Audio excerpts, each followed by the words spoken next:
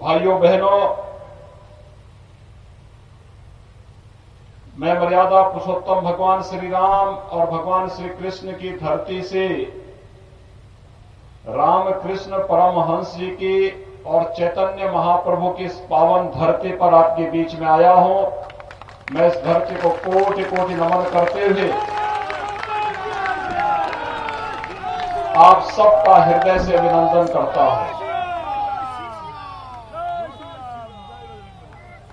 भाइयों बहनों, बंगाल की धरती भारत की सांस्कृतिक राष्ट्रवाद की धरती है। जब भी भारत किसी चुनौती से घिरा है, बंगाल भारत को उस कालखंड में मार्गदर्शन देने के लिए उपस्थित रहा है। याद करिए, कभी चैतन्य महाप्रभु ने इस पूरे क्षेत्र में अपनी भक्ति से सनातन धर्म को जीवित रखने का कार्य किया था, और कभी रामकृष्ण परमहंस ने अपनी साधना से बंगाल की धरती को एक नई ऊंचाइयां दी। कभी इस धरती से नेताजी सुभाष चंद्र बोस ने भारत की आजादी का बिगुल फूंका था और कहा था, तुम मुझे खून दो, मैं तुम्हें आजादी दूंगा। और बंगाल की ही धरती है जहां से स्वामी विवेकानंद ने वैश्विक मंच पर कहा था कि गर्व से कहो हम हिंदू हैं, और पूरी दुनिया के मंच पर जाकर के न केवल बांग्लादेश बंगाल का बल्कि भारत की संस्कृति और भारत की परंपरा को वैश्विक मान्यता देने का कार्य किया था। बंगाल की धरती है जहां गुरुदेव रविंद्रनाथ टैगोर ने भारत का पहला नोबेल प्राइज प्राप्त किया था, और भारत को राष्ट्रगीत देकर के पूरे भारत में आजादी के बाद राष्ट्रगीत के रूप में किसी की कृति को महत्व मिला था तो गुरुदेव रविंद्रनाथ टैगोर की कृति जन गण मन को मिला। और भाइयों बहनों, ये बंगाल की ही धरती है जिसने भारत को राष्ट्रगीत दिया वंदे मातरम के रूप में, जो भारत की आजादी का अमर गीत बन गया, जिसको गाते गाते हमारे क्रांतिकारी फांसी के फंदे पर झूल जाते थे, लेकिन विदेशी आक्रांताओं की, विदेशी फिरंगियों की गुलामी को उन्होंने स्वीकार नहीं किया। ये बंगाल की धरती है जहां से नेताजी सुभाष चंद्र बोस ने और डॉक्टर श्यामा प्रसाद मुखर्जी ने भारत की आजादी के बिगुल को एक नई ऊंचाइयां दी थी। और इसलिए बंगाल की धरती हमारे लिए अनेक प्रकार से पवित्र धरती है।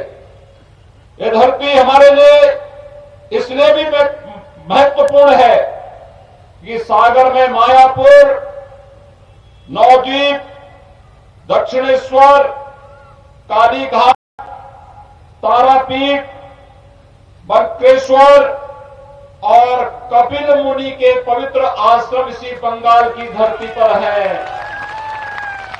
हर भारतवासी जब यहां पर काली बाड़ी की काली माई का दर्शन करने के लिए आता है, अपने को धन्य धन्य महसूस करता है।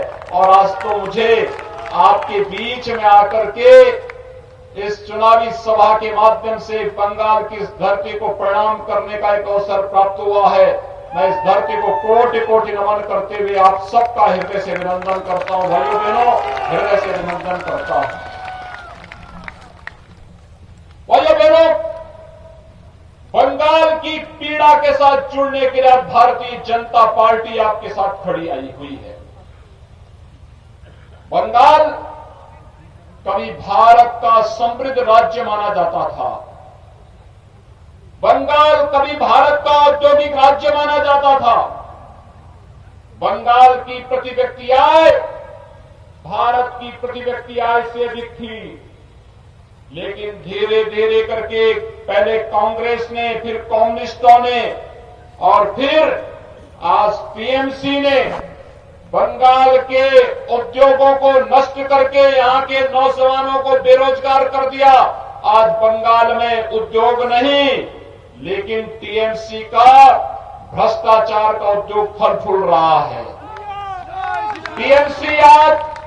टीएमसी के गुंडे किस तरीके से यहां पर अराजकता और गुंडागिर्दी का माहौल पैदा कर रहे हैं, ये किसी से छुपा हुआ नहीं है।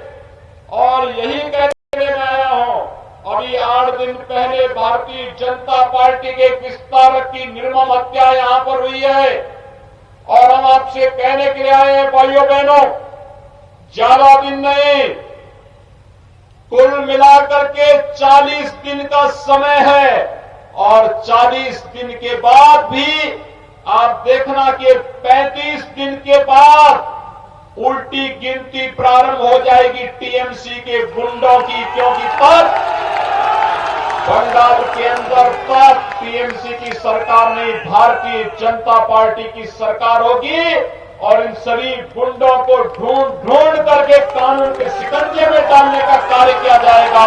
और यही आश्वासन देने के लिए आज हम सब आपके बीच आए हैं।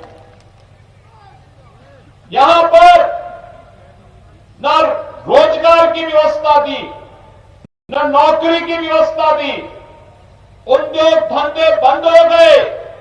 टीएमसी के गुंडे तोलाबाजी करके विकास के लिए आने वाले पैसे को जबरन हड़पने का काम करते हैं और यहां की जनता विकास के नाम पर देखती रह जाती है। विगत वर्ष यहां पर एक साइक्लोन आया था, प्रधानमंत्री मोदी जी ने 1000 करोड़ रुपए की घोषणा यहां के लोगों को सहायता देने के लिए किया, लेकिन पैसा टीएमसी के गुंडों ने हड़प लिया। जनता के पास पैसा गया ही नहीं, रात पहुंची ही नहीं। सरकार ने जनता के सामने ये पहुंचने ही नहीं दिया। इसका मतलब टीएमसी का विकास में कोई रुचि नहीं।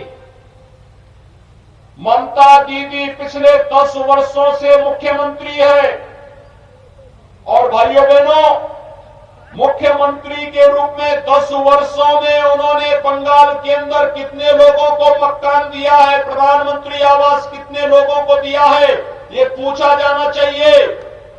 अकेले उत्तर प्रदेश में 4 वर्ष में भारतीय जनता पार्टी की सरकार ने 40 लाख गरीबों को एक एक आवास यूपी के अंदर दिया है। 1,38,00,000 गरीब परिवारों को निःशुल्क विद्युत के कनेक्शन दिए हैं। 1,35,00,000 गरीब परिवारों को रसोई गैस का निःशुल्क कनेक्शन दिया है। 2,61,00,000 गरीब परिवारों को एक एक शौचालय उपलब्ध कराया है। 6 करोड़ लोगों को आयुष्मान भारत में 5 लाख रुपए की स्वास्थ्य बीमा का, आरोग्यता का बीमा कवर उपलब्ध करवाया है। और भाइयों बहनों, 2,42,00,000 किसान परिवारों को 6,000 रुपए सालाना प्रधानमंत्री किसान सम्मान निधि देने का काम किया है। मैं पूछना चाहता हूं ममता दीदी से, आखिर ये लाभ बंगाल की जनता को क्यों नहीं मिल पा रहा है? अगर उत्तर प्रदेश की जनता को ये लाभ मिल पा रहा है तो फिर बंगाल की जनता को ये लाभ क्यों नहीं मिल पा रहा है? कारण साफ है, टीएमसी की सरकार का लोक कल्याण में, जन कल्याण में, जनता के हितों पर कोई ध्यान नहीं है। ममता दीदी इसमें कोई रुचि नहीं लेती, उनका विकास में कोई रुचि नहीं। न हाईवे, न रेलवे, न एयरपोर्ट, न एम्स, न मेडिकल कॉलेज, ये कुछ भी दीदी नहीं बनने देगी यहां, क्योंकि दीदी को तो एक ही काम करना है। अब तो दीदी इस भगवे कपड़े से भी घबराने लग गई है।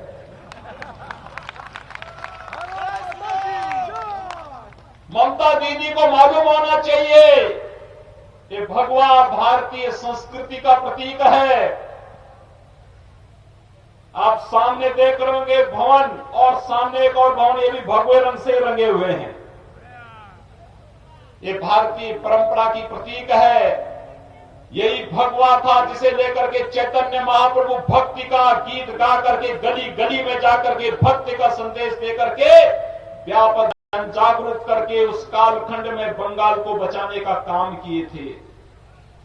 यही भगवा था जिस भगवे को पहन करके स्वामी विवेकानंद ने वैश्विक मंच पर जाकर के कहा था, गर्व से कहो हम हिंदू हैं, और हिंदू धर्म और संस्कृति की अलग दुनिया के अंदर बताने का काम किया था। यही भगवा है। जब सूर्य देव उगते हैं, इसी भगवा लालिमा के साथ वह एक नई जीवंतता हमें प्रदान करते हैं। और यही तो भगवा है।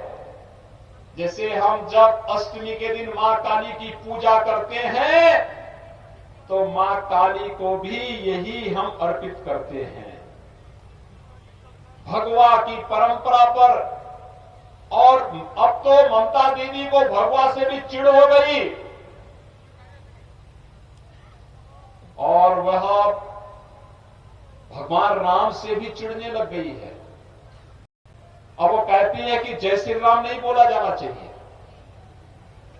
ममता दीदी को मालूम होना चाहिए कि उत्तर प्रदेश के अंदर भी एक सरकार थी, वह भी जय श्री राम के नारे को बैन करना चाहती थी।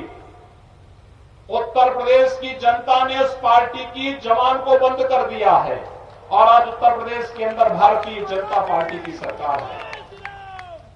जब भी श्री राम के जय जयकार करने पे कोई सरकार रोक लगाएगी, तो जनता भाजपा को फिर सत्ता में लेकर के आएगी। और यही तो हम कहने के लिए आए हैं। बंगाल के अंदर हर एक ओर से एक ही आवाज आ रही है, और वह आवाज है कि भाजपा भाजपा भाजपा। मोदी जी के नेतृत्व में आज पूरा भारत एक भारत श्रेष्ठ भारत की परिकल्पना को साकार कर रहा है। आखिर इसी बंगाल की धरती पर तो डॉक्टर श्यामा प्रसाद मुखर्जी जी का जन्म हुआ था, और डॉक्टर श्यामा प्रसाद मुखर्जी ने इसी बंगाल की धरती से एक नारा दिया था, और वह नारा दिया था, एक देश में दो प्रधान, दो निशान, दो विधान नहीं चलेंगे। जब जम्मू कश्मीर के अंदर कांग्रेस की कुटिल नीति के कारण भारत के संविधान में धारा 370 जोड़ने की कुत्सित चेष्टा हुई थी, उसके खिलाफ किसी ने आवाज उठाई थी, तो बंगाल की धरती पर पैदा हुए महान सपूत डॉक्टर श्यामा प्रसाद मुखर्जी ने उसके खिलाफ आवाज उठाई थी। और भाइयों बहनों, डॉक्टर मुखर्जी के उस सपने को साकार करने का काम किया है प्रधानमंत्री मोदी जी ने और गृह मंत्री अमित शाह जी ने, जिन्होंने कश्मीर में धारा 370 समाप्त करके आज जम्मू कश्मीर के अंदर एक व्यवस्था बना दी है कि अगर 24 परगना क्षेत्र के नौजवान भी जम्मू कश्मीर में जमीन खरीदना चाहेंगे, तो उनको वहां पर इसकी पूरी स्वतंत्रता होगी, कोई उसे रोक नहीं सकता है। भाइयों बहनों, आज देश के अंदर आतंकवाद के खिलाफ लड़ाई कैसे लड़ी जानी चाहिए, ये लड़ाई को लड़ने का कार्य प्रधानमंत्री मोदी जी के नेतृत्व में देश लड़ रहा है। पाकिस्तान भारत के अंदर घुस करके पहले आतंकी घटनाओं को अंजाम देता था, लेकिन आज जब भारत के बहादुर जवान पाकिस्तान के अंदर घुस करके सर्जिकल स्ट्राइक को अंजाम देते हैं, आतंकी कैंपों को नष्ट करते हैं, तो पाकिस्तान की भी झिग्गी बन जाती है। पाकिस्तान भी आज वहां पर अब स्वयं बचाव की मुद्रा में खड़ा होता है, और यह कार्य करके दिखाया है भारतीय जनता पार्टी की मोदी जी के नेतृत्व की सरकार ने। जब दोनों सरकारें एक होती हैं, केंद्र की सरकार और प्रदेश की सरकार तो डबल इंजन का काम करती है। डबल इंजन, ये डबल इंजन, केंद्र में मोदी जी और बंगाल में भी बीजेपी, ये जब दोनों एक साथ चलेंगे तो बंगाल के अंदर विकास चलेगा, नौजवानों को रोजगार और नौकरी मिलेगी, किसानों को किसान सम्मान निधि मिलेगा, माताओं और बहनों को भी सम्मान मिलेगा, मकान मिलेगा, आवास मिलेगा, जन सुविधाओं का लाभ मिलेगा, गरीबों को राशन मिलेगा, मछुआरों को प्रधानमंत्री किसान सम्मान निधि की तर्ज पर एक सम्मान निधि देने का कार्य होगा और सागर के तटवर्ती क्षेत्रों में रहने वाले लोगों को उनकी बुनियादी सुविधाओं का लाभ मिलकर के उनकी आजीविका को सुरक्षित करने का कार्य होगा। और यही तो भारतीय जनता पार्टी आप सबसे कहने के लिए आई है। ये ममता दीदी नहीं करेगी। लोक कल्याण में, जन कल्याण में, विकास में उनकी रुचि नहीं है। वो तो अब भाई भतीजेवाद में पड़ गई है और भाई भतीजेवाद के कारण अब ममता दीदी का विकास में कोई रुचि भी नहीं रह गई है। अराजकता का एक नया तांडव पैदा करना चाहती है। 2 वर्ष पहले पंचायत चुनाव में कितनी हिंसा हुई थी बंगाल के अंदर, लोगों को नामांकन तक नहीं करने दिया गया था। लेकिन आज मैं आपसे इस बात के लिए आश्वासन देने के लिए आया हूं, भाइयों बहनों, आप भारतीय जनता पार्टी का समर्थन करिए। भारतीय जनता पार्टी आपकी सुख समृद्धि और उज्जवल भविष्य के साथ कदम से कदम मिलाकर के भारतीय जनता पार्टी का कार्यकर्ता आपके साथ मिलकर के कार्य करेगा। और यही आश्वासन देने के लिए आज हम सब आपके बीच में यहां पर आए हैं कि भारतीय जनता पार्टी ने श्री विकास कामिला को अपना प्रत्याशी बना करके इस सागर असेंबली कॉन्स्टिट्यूंसी से आपके बीच में उतारा है। श्री विकास कामिला आपके बीच के एक जुझारू प्रत्याशी हैं। इन्होंने आपके बीच में संघर्ष किया है। इन्होंने यहां पर आकर के आपके हितों के लिए कार्य किया है और ये आने वाले समय में भी बंगाल के अंदर भारतीय जनता पार्टी का कमल चुनाव चिन्ह को लेकर के भारतीय जनता पार्टी को विजयी बनाने के लिए आज आपके बीच में यहां पर उपस्थित हुए हैं। मैं आप सबका आह्वान करूंगा, आप लोग सभी श्री विकास कामिला को समर्थन देंगे। सभी लोग सहमत हैं?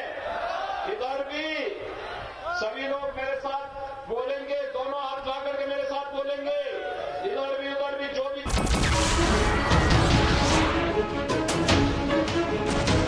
नमस्कार, मैं हूं मानक गुप्ता। अगर आपको हमारा ये वीडियो पसंद आया हो तो इसे लाइक और शेयर जरूर करें और हां, हमें सब्सक्राइब और फॉलो करना ना भूलें ताकि आप देश और दुनिया की कोई खबर मिस ना करें। तो जुड़े रहिए हमारे साथ और देखते रहिए न्यूज़ 24।